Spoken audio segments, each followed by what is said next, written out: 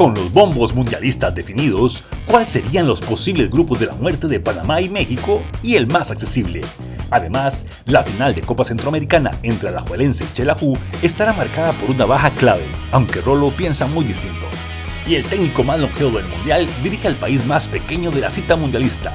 Vea la particular realidad de Curazao. Esto es Convocados, con Rolando Fonseca y José Pablo Alfaro. Hola cracks, bienvenidos a Convocados junto a Rolando Fonseca.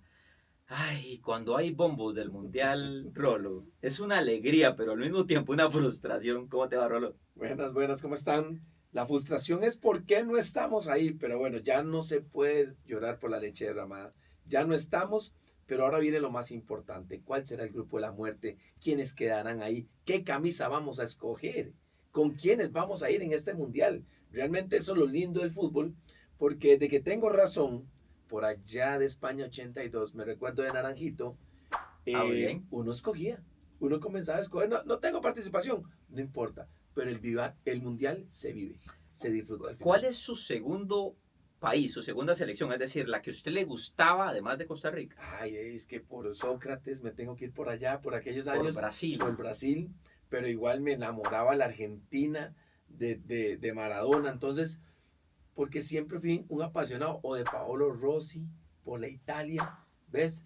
O después llegué más adelante, cuando tenía más uso de razón, la Alemania de Lothar Matthäus.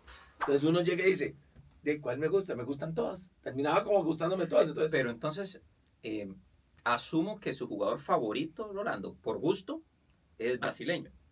No. Por gusto, mi jugador favorito, que es el jugador que siempre vi como un jugador completo, se llama Lothar Matthäus. Empezó siendo un 10 en la selección alemana y terminó siendo central después en los mundiales. Un jugador que se identificaba mucho conmigo porque yo comencé siendo defensa central y terminé jugando arriba. Entonces, siempre lo vi en la cancha a Lothar Matthäus jugando en todas las posiciones. Usted como defensa central, así, siendo honesto y muchos años después, habría sido un central bueno, malo, malísimo, regular. Así, si usted dijera, si el técnico que tuve en formación no me hubiese llevado a ser delantero, ¿usted considera que habría sido defensa central de primera división? Sí, yo era más defensa central. Siempre tuve la virtud de ser un buen defensa. Por mi rapidez, por mi jumping, tenía muy buen timing y me permitía. Lo que me dio la ventaja a mí de llegar a ser delantero, que era un defensa que tenía gol. Entonces, que llegaba y subía, entonces fui escalando poco a poco. Pero no fue que a mí alguien me escogió y me dijo, usted va a ser un centro delantero. Tanto así que yo debuto en el fútbol nacional como lateral derecho, volante derecho. Por ahí fue donde jugué. Entonces, nunca tuve una posición de centro delantero. Fue en el tiempo que iba llegando, que era un volante de llegada, que alguien fue viendo, mira, puedo ir poniéndolo ahí. Creo que el que me termina por marcar como un 9 ya fue don Jorge Luis Pinto en la liga. Ahí es donde ya puntualiza en el foco va a jugar de 9. De su posición. Pero siempre fui un volante llegada. Vea, vamos a ver en pantalla los bombos del Mundial para que veamos cómo quedaron. Recuerden que hay una regla muy básica y es que en el sorteo no pueden quedar selecciones de una misma confederación inicialmente. Bombo 1, Canadá, México, Estados Unidos, España, Argentina, Francia, Inglaterra, Brasil, Portugal, Holanda, Bélgica y Alemania. Bombo 2, Croacia, Marruecos, Colombia, Uruguay, Suiza, Japón, Senegal, Irán, República de Corea, Ecuador, Austria y Australia. Bombo 3, Noruega, Panamá, Egipto, Algeria, Escocia, Paraguay, Túnez, Uzbekistán, Costa de Marfil, Qatar, Arabia Saudita y Sudáfrica. Bombo 4, Jordania, Cabo Verde, Ghana, Curazao, Haití, Nueva Zelanda. Y faltan por resolverse, esto en el mes de marzo del próximo año, los ganadores de la repesca europea, que recordemos por ahí está Italia, que es una gran selección. A ver, Rolo, antes de que me diga algunos posibles grupos de la muerte, por lo que vemos, ¿qué recuerda del sorteo suyo, el de su generación, rumbo al Mundial? El de la generación mía, ya por el 2002, cuando salió después de 12 años de no haber clasificado, la gran sorpresa fue que otra vez nos tocara Brasil. Entonces uno dice, uy, otra vez Brasil. Y era el Brasil del famoso Ronaldo, de Rivaldo. Entonces venían muchos jugadores marcando la diferencia y que habíamos tenido la dicha de haber disputado una Copa América contra ellos un poco antes, que había sido la del 97. Entonces por lo menos teníamos un poco de vigencia con ellos, que ahí el único que faltaba era Romario, pero Claro. y Bebeto, que eran ya los que ya venían marcando esa era de ellos. El gran boom en aquel momento, la gran emoción, fue que era el Brasil del juego bonito. Venía esa selección con ese montón de jugadores que al final uno se queda analizando. Hace pocos días vi a alguien por YouTube poner que cuando la Sele perdonó a Brasil, era increíble la cantidad de opciones. A ver, qué Una de irreverentes. empate. Sí, pero qué irreverentes nosotros, qué atrevidos llegar de esa manera a jugar y a Brasil. Que eso es al final los que nos deja fuera. Sí. Debimos ser más a lo Pinto, Rolo. No sé si a lo pinto, pero teníamos que haber tenido mesura. Fuimos muy irresponsables. Nos fuimos a faltarle el respeto a Brasil y los enojamos al final. Yo creo que eso fue lo que terminó pasando. Se enojaron. No se acuerda de la anécdota de la bala, que fue y le mandó un mensajito al brasileño como Pero para bueno, terminar de hacerla. Es parte de Vea. las vivencias. Aquí tenemos los bombos. Tengo algunos, y aquí voy a tomar esto acá, algunos ejercicios que hice de grupos de la muerte, incluido Panamá, la selección centroamericana que nos queda, y México, que también sabemos que por el contexto nuestro nos genera mucha cercanía. A ver, voy tirando algunos grupos de la muerte. Me dice qué le parecen, y después con lo que usted ve ahí me arma su grupo, Rolo. México, Uruguay, Noruega, de Erling Haaland, y Ghana. No, dificilísima. Todavía yo te digo algo más, que ese grupo, si le puedes cambiar a alguien de la confederación que nadie quiere, va a ser a Colombia. Nadie va a querer Colombia. ¿Por bola muerta? Porque Colombia va muy bien. Yo creo que es la selección colombiana que mejor trabajada va a llegar al Mundial. Hay que ver en la parte mental cómo van a llegar. Pero es una selección Colombia muy alegre, con jugadores muy diferentes que la mayoría están hoy en el punto digamos, de la élite. Y eso está marcando mucho la diferencia. Está interesante. Vea, aquí coloqué panameños, oigan esto, oigan este grupo. Argentina, Marruecos, la gran camada de Marruecos que está haciendo una diferencia enorme. Panamá y si se mete, porque falta por resolver, Italia. Imagínense, ahí sí es cierto que sería un buen grupo digamos, de selecciones muy marcadas de élite, donde Panamá puede darse una sorpresa. Ahora, recordemos que Panamá está en el bombo 3. Siempre le va a tocar dos selecciones muy fuertes.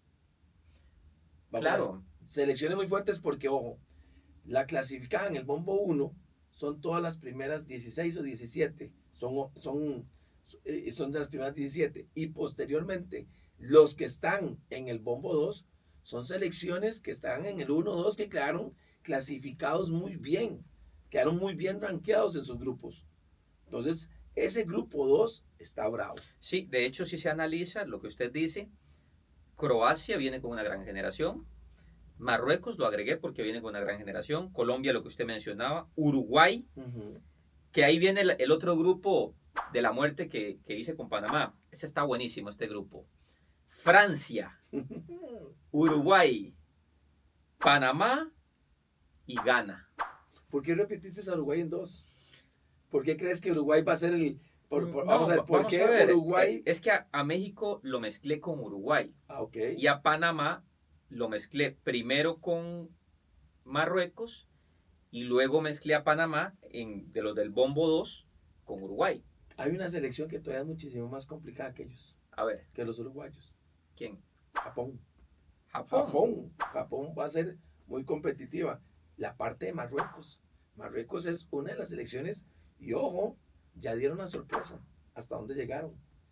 La parte hacia del sur sería, ¿verdad? Sí. Esa me preocupa, porque es donde hay mucha evolución, donde el fútbol es muy rápido, tiene mucha dinámica, la preparación ha sido muy buena, Y ojo que esa parte puede ser competitiva. A ver, para hacer el ejercicio aquí que dice Rolo, ok.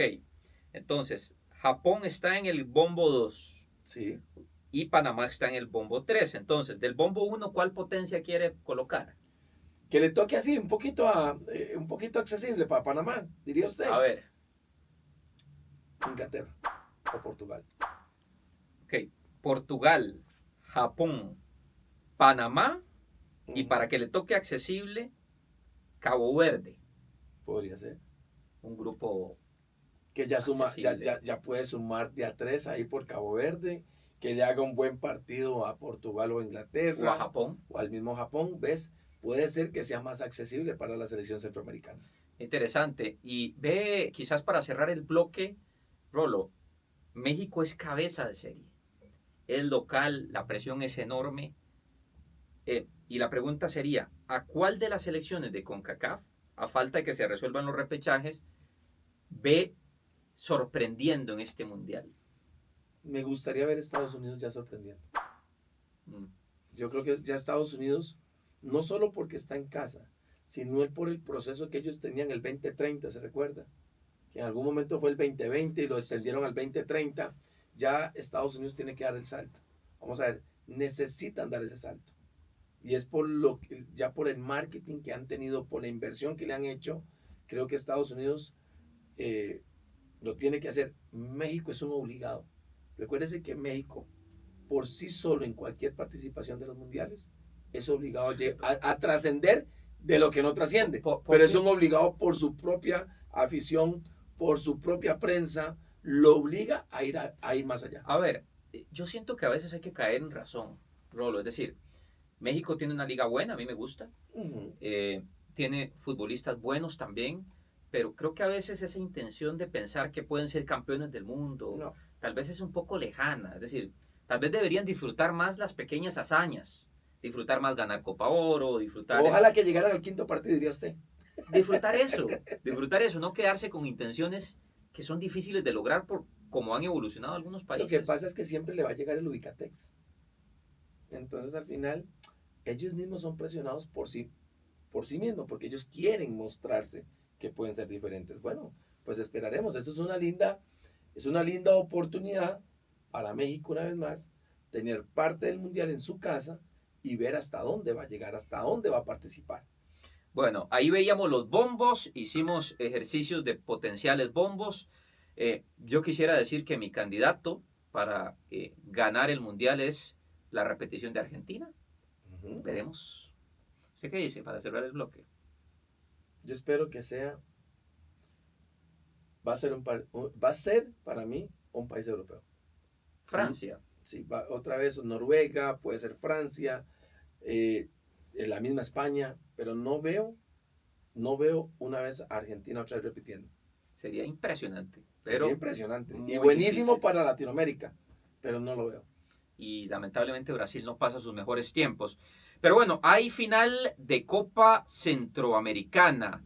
Alajuelense versus el equipo de Xelajú de Guatemala. Ayer tuvimos un protagonista interesante, que es un periodista que cubre el Xela. Usted que vivió tanto tiempo en Guatemala, me contaba el contexto de la ciudad, de cómo se ve desde allá. Y él me decía, esto es un David contra Goliat. ¿Usted qué opina de esa frase? Vamos a ver, no es un David contra Goliat. No. Xela es un equipo que se hace llamar grande, en Guatemala. Hace muy bien sus cosas en la parte de la localía, que eso va a ser una ventaja no jugar en Xela. No jugar en Xela porque la altura, el frío, todo eso afecta en esa ciudad. El estadio no cumple las condiciones, más no es un David contra Goliat. Si No. usted se hace llamar grande, si usted quiere ser grande, compórtese como grande. A ver, la liga no llega con su portero. Lo anuncia e incluso es posible, Rolando, que se pierda la vuelta también. Ortega, Washington Ortega, el arquero titular. Si uno lo visualiza seriamente y si uno analiza fríamente, la verdad es que el sustituto es un muchacho muy joven. Es Byron Mora, un arquero que ha tenido un torneo en primera. ¿Es realmente este un argumento para pensar que la liga pierde favoritismo? No, porque Oscar Ramírez lo ha dicho y ha venido preparando su equipo para las facetas que está aquí. Si hay alguien que ha venido dándole minutos juego a todos. Que ojo, soy el único departamento en la portería que no le dio minutos, pero a todos los fue preparando. Y el equipo no es uno. Vamos a ver, un jugador te puede ganar un partido, pero un equipo te puede ganar un campeonato. Entonces, vas a llevar más la fuerza del equipo para respaldar a ese portero al que vaya a estar para poder contrarrestar en una final. Y qué no más motivación por un muchacho joven. Llegar y saltar a la cancha y decir, hey, atajó todo y me dio la oportunidad a mí de disfrutar la final. La motivación más grande la va a tener el portero. ¿Motivación o presión? No, es una motivación. Porque para eso está listo. Pero para eso está preparando. Bueno, para eso está preparando. Es la mejor experiencia de su vida. Va a ser la mejor experiencia. Sea cual sea el resultado, esa experiencia que va a tener ese portero la desearía cualquiera. Porque no es fácil debutar o jugar en finales. Eso te va a marcar para toda una vida. Si lo hace bien, esa experiencia va a ser aún más grande. Y si lo hace mal, ya sabe qué cometió en una final para no volverlo a corregir. A ver, yo le digo algo. Yo vi jugar a Shela, me ha gustado en Copa Centroamericana. Me parece que se ganó el boleto, especialmente mantuvo la calma en momentos de tensión. Un equipo que se proyecta muy, pero muy bien al ataque. Tiene un viejo conocido, Pedro Báez, como atacante más de referencia, pero está este muchacho Da Silva que lo hace muy bien. En general ha sido una base construida por Amarini Villatoro desde hace rato. A mí me ha gustado, Shela. Sí noto mayor calidad individual en la liga y más equilibrio en la liga, Ror. El juego colectivo, vamos a ver, Villatoro le ha dado un juego colectivo de identidad, más esa calidad individual la tiene un poco más la liga, pero lo que ha hecho Oscar Ramírez en ir evolucionando su equipo y traerlo a estas instancias, ojo, fue un equipo que empezó perdiendo. Antes llegaba a las finales invicto, hoy esta llegó sufriendo y le costó. Pero su esquema, su formación está preparada para esto, para esta instancia. Hay algo que va a jugar mucho en este momento y es que a pocas horas del partido juega mucho la experiencia de haber jugado estas instancias. Y eso lo tiene Liga Deportiva La Juelense. Eso lo tiene la liga. Ahora, Rolando, eso es una pregunta quizás desde su experiencia dentro de camerinos. Si usted se da cuenta en un vestuario que se le lesiona a su portero, ¿hay alguna modificación de estrategia para reforzar un poco y evitar, no sé si en los minutos iniciales, que le lleguen tanto a su portero? Siempre, los primeros, eso es como una regla del fútbol. Los primeros 15 minutos son fundamentales, o los primeros 5, y al final del primer tiempo los otros 5. Es siempre tener mucho cuidado en esos últimos 5 minutos. ¿El por qué? Porque es el arranque. Es la emoción, es el sentimiento de que no recibir un golpe y no poder reaccionar, porque vas al descanso, entonces tenés que aprender mucho de eso. Ahora, veo la motivación muy alta de una persona que va a debutar, y veo también el equipo muy equilibrado de Liga Deportiva Alajuelense para decir, esto lo puedo manejar. ¿Dónde se define esta final? En el primer partido. El obligado a golpear, Liga Deportiva Alajuelense no puede dejar la serie abierta para ir a Guatemala. No es el caso, porque es un portero muy joven, pero ¿le tocó tener porteros malos a usted, Rolando? No. Vieras que no. Tuvo suerte. Mucha suerte en eso. Tuve compañeros muy, muy preparados. Y ojo, y debutaron varios que cuando debutaron lo hicieron bastante bien, pero los respaldaba más el equipo y el trabajo y la personalidad de ellos. Es que no es que el portero sea malo, dicen que el portero tiene que estar formado por locura, por pasión, con una personalidad totalmente diferente, y los que yo tuve compañeros estuvieron muy marcados por eso, por tener una muy buena personalidad. A ver, esta es difícil. El mejor portero con el que compartió camerino en su carrera. Carlos Truco, en Pachuca. Boliviano, argentino. Muy bueno. Una personalidad que tenía que usted decía, no. Pero era la personalidad de él. Ya la personalidad del que ustedes veía, desde que usted entraba al entrenamiento, el reto de él hacia el jugador era impresionante. ¿Y el mejor arquero tico con el que ha compartido, Rolando? De muchos, desde Eric Lonis, Álvaro Mesén, que en paz descanse, Lester Morgan, Ricardo González, bastantes compañeros que a ver, que tenían las condiciones, tal vez, vamos a ver, voy a corregir, tal vez no las condiciones, pero las personalidades. Para mí el mejor portero, que en paz descanse, que yo vi, que mis ojos vieron, Lester Morgan. Era un portero muy rápido, muy potente, muy ágil, pero que la vida no lo quitó, pero era un portero proyectado a ser de los mejores. Era un portero como de un corte similar al de Keylor, ¿verdad? Sí. Todavía aún así, aún más rápido que Keylor, pero que, bueno, que como te digo, la vida nos lo prestó muy poco tiempo, pero un portero que marcaba mucha diferencia. Nos queda un bloque, Rolo, que quizás vamos a verlo de inmediato al mirar imágenes de la increíble celebración de Curazao, con esa fiesta y de la vibra que ellos tienen. A ver, es el país más pequeño en estar en la Copa del Mundo. Y tienen el técnico, y perdón la palabra, pero para que lo entiendan, el técnico más viejo del Mundial. El más longevo. Para que suene bonito. Todos lo entendemos como el técnico más viejo, 78 años. Dick Advocaat, un entrenador europeo, neerlandés, un entrenador súper respetado de Champions League, un entrenador que ha dirigido otras selecciones.